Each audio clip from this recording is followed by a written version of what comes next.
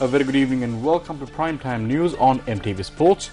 My name is Ravi Gamage. A very good evening. I'm Mahina Bongzo. Now, is the Israeli government threatening to launch an attack on oil-rich Iran? Tonight on the Newsfest International Desk, we take a look at the latest developments that has unfolded on this story. Now we start off with the news headlines. The President says that carbonic fertilizer will be distributed free of charge for selected districts. The second fatal accident reported along the Southern Expressway. Investigations launched into the unnecessary search conducted on Visharadhananda Malli at the Kuwaiti airport. Sri Lanka beats Australia by 8 wickets in the second final of the Tri-Series. Take a look at the stories in detail now. President Mahinda Rajapaksa paid homage to the Temple of the Sacred Tooth Relic in Kandy today amidst the blessings of the Mahasangha. The President, who arrived at the Temple of the Sacred Tooth Relic, also met with a group of individuals who were gathered at the temple. Here, the head of state also met with a group of representatives from farmer associations. President Mahinda Rajapaksa informed the representatives that carbonic fertilizer will be distributed to several selected districts in the country free of charge in the near future. Thereafter, the head of state called on the chief prelates of the Malwatu and Askari chapters. The second fatal accident along the Southern Expressway was reported today. A 56-year-old individual died as a result of the accident.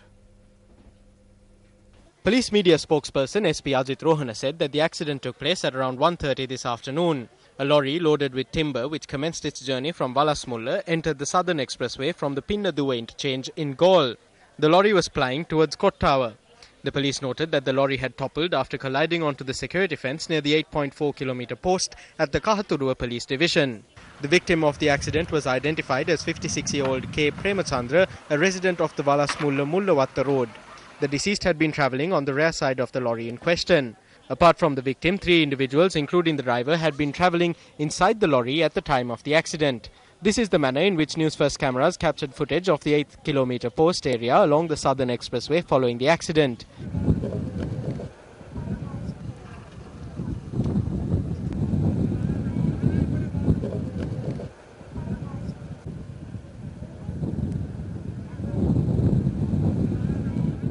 The body of the victim is currently lying at the Horana Base Hospital.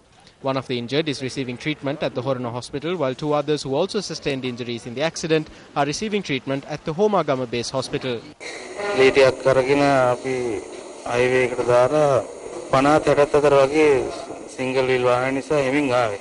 We travelled at a moderate speed between 50 to 60 kilometers per hour along the highway transporting timber. Suddenly we heard a noise. There was a patch on the tyre. The lorry went out of control and collided onto the fence. That's all I can recollect. The tyre blasted. The 3 of us were wearing seat belts. Hence the injuries were minor in nature. The individual who was seated behind the lorry was killed in the accident.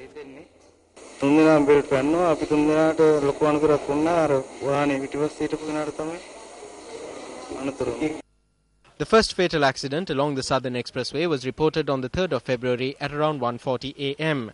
The accident occurred near the 21.5-kilometre post when a car veered off the road and collided onto the fence and subsequently struck on a rock. The victim was 25-year-old Arosha Yoshan Kure, a resident of the Palliyadula road in Dehiwala. Legal advisor to the Cabinet and former Attorney General Mohan Piri says that the alert regarding Sri Lanka at the 19th session of the UN Human Rights Council in Geneva, Switzerland, is pure conjecture. He made this statement yesterday in a clustered interactive dialogue with the UN Special Rapporteur on torture and other cruel, inhuman or degrading treatment or punishment and the Special Rapporteur on the situation of human rights defenders. The alert regarding Sri Lanka, Madam President, is pure conjecture and surmise and made with the singular purpose of causing prejudice to any constructive engagement between Sri Lanka and your office. You will be pleased to note, Madam President, that Sri Lanka has a zero-tolerance policy on torture. This is cogently reflected in the fact that we have a constitutional guarantee against torture. We have also adopted the provisions of the Convention Against Torture into our local legislation by the enactment of the Convention Against Torture Act. Madam President, we have filed several prosecutions under this law against law enforcement officers. We are presently studying a major amendment to the criminal procedure to provide a duty attorney scheme in every police district on the lines of PACE in the UK, providing legal services as a mandatory right at police stations to every suspect within a short time of the arrest. We have also may have in place the National Police Commission, exclusively mandated to hear public complaints. Madam President, we are sensitive to the urgent need to protect civil rights and particularly the protection against torture. Madam President, we assure you that we will unconditionally support your work with which we share a common platform, a common objective. We are confident that we will succeed in our common stand against torture and uphold human rights as pledged in our National Action Plan. We will have a comprehensive report on this story later on in the news bulletin. Meanwhile, in other local news, the Sri Lankan embassy in Kuwait has decided to make inquiries from the Kuwaiti government regarding the unnecessary search carried out on Visharada Nanda Malini and members of the Sri Lankan orchestra at the Kuwaiti airport recently. Sri Lankan ambassador to Kuwait, CAHM Wijeyaratne, said that inquiries will be made regarding this incident from high-ranking officials of Kuwaiti's Criminal Investigations Department. Visharada Nanda Malini, along with members of the Sri Lankan orchestra, had arrived in Kuwait on the 1st of March to participate in a concert. Speaking to News First, musical maestro Visharada Nanda Malini recalled the events that unfolded at the Kuwait airport. All 6 of us were taken to the same location. They asked us several questions, but we could not understand what they were saying. All our possessions were inspected. All of a sudden, they broke a tabla. They took the tabla bag and inspected it by slamming everything on the floor. Thereafter, they slammed a flute on the floor. Dust fell out from the flute because it is made out of wood and the wood had rotted. Then they held a lighter to the dust. Mahendra Pasquale travelled with us. He was playing the guitar. They took the guitar and tried to rip it open. Everyone was alarmed, so Mahendra took the guitar and started playing an Arabic song to let them know that we were musicians, but nothing seemed to have changed their mentality towards us. We were severely inconvenienced. When I found out that we were searched on suspicion of carrying drugs and that the search was done with the knowledge of the CID, I felt very scared about my baggage which did not have a lock. මට පුදුම බයක් දැනුණා මම මේ ඉබ්බෙක් දාගන්න නොගිය මගේ bag එක ගැන. Sri Lankan ambassador to Kuwait, CAHM Wijeyaratne, said that the Kuwait Foreign Ministry will be informed regarding the Sri Lankan government's displeasure over the incident following a false tip-off. This tip-off was given with the intention of crippling this. The CID had inspected their possessions at the Kuwaiti airport. As the first step, I will be meeting the head of the CID and will be making inquiries from him regarding the events that unfolded that day. This is clearly the work of a Sri Lankan. Since this is a false tip-off, I request for inquiries regarding this incident to be made with the involvement of high-ranking officials of the Ministry of Foreign Affairs and other ministries in order to punish the perpetrators.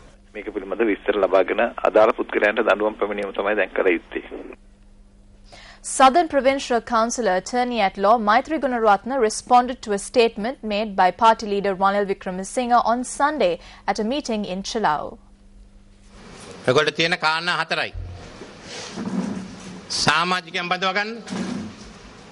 There are 4 factors which concern you: recruiting members, raising public awareness, party organisation and holding demonstrations. From this year onwards, we have to move forward. If this government is not going to provide relief to the people, it should be removed. Elections must be held. That is what we must push for. The main force in this struggle is the United National Party. We must remember the fundamentals of our party: one leader, one voice. That is how we must come into power. We cannot deviate from these principles. I will not allow anyone to act outside of this.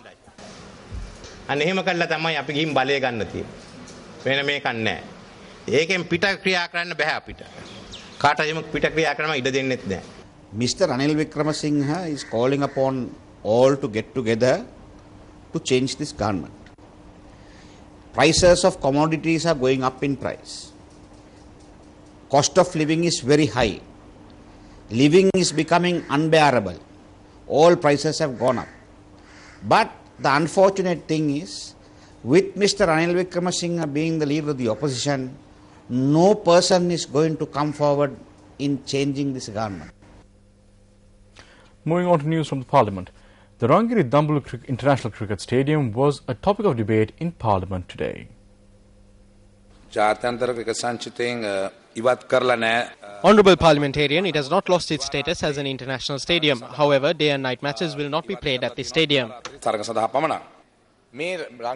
I want to know why the Rangiri Dambula Stadium is not being utilised for cricket. Do you at least intend to use the stadium to host football matches? If you field two teams featuring the opposition leader and Sajid Premadasa, we can organise a football game.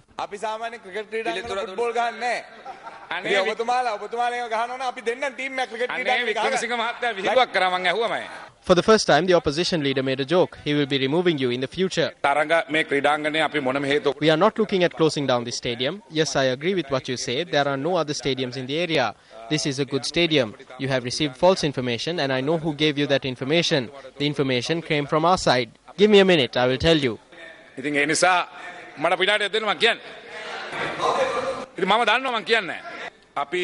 We decided to host the Pakistan tour in May and June and the India tour in July and August. You said the information came from your side. I want to know who it is.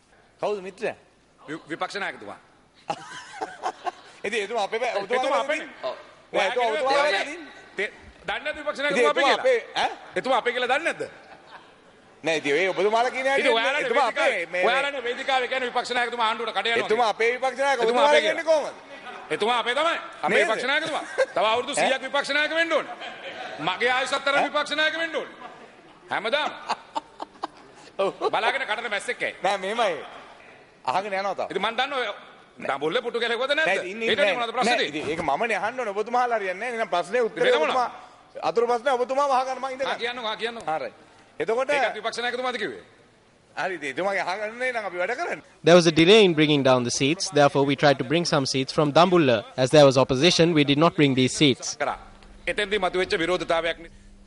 Also speaking in Parliament today, United National Party parliamentarian Ravi Karnanayaka raised a question with regard to the Colombo-Katunayake train service and the Dayata Kirula exhibition.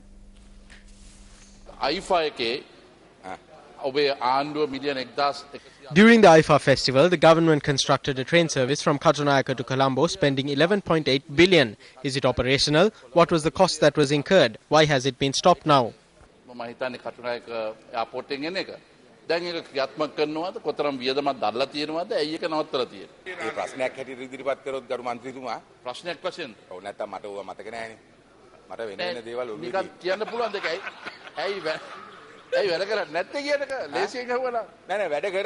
It is operational, but there is a problem. A passenger who gets down from Katunayake needs to arrive at the railway station in another van. It's not practical.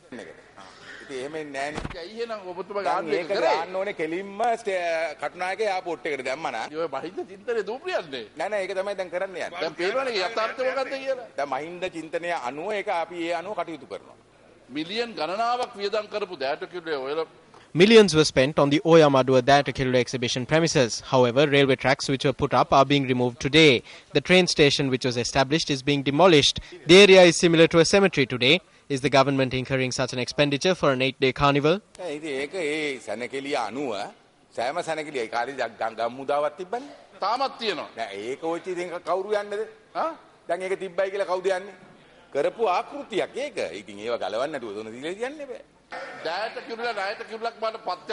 MG Samaravira, who is residing near the railway station where railway tracks are being removed, had served in the department for 22 years.